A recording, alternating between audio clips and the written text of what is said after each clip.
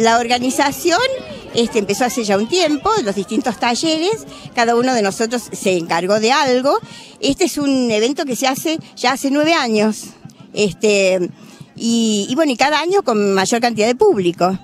Es la fogata que se hace la noche previa al día de San Pedro y San Pablo.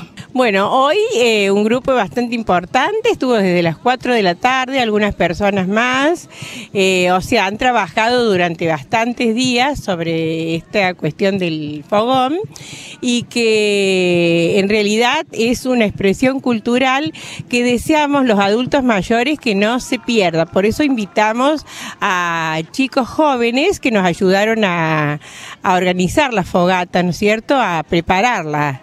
Fue un gusto tenerlos a ellos con nosotros.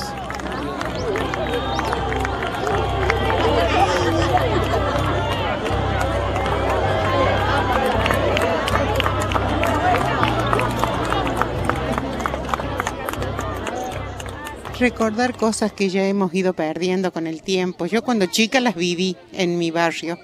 Quemar el fogón, quemar muñecos, asábamos batatas en las brasas del fogón. Pero bueno, ahora eso ya todo se fue perdiendo y como nuestro taller es folclore y cultura del folclore, entonces todo esto es como revivir un poco lo que ya pasó, ¿no?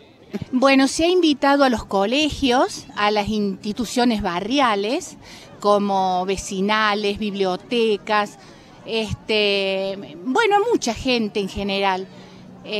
Todos han participado, han concursado con muñecos, se han sorteado, vos habrás visto, y buenísimo, la verdad, es algo bárbaro, es la 9ª edición que se hace de la fogata. Conmemorar cada año la fogata para nosotros es como reivindicar, como quien dice, nuestros antepasados, y bueno, que realmente nosotros lo vivimos así. Y bueno, agradecerles a todos, nada más.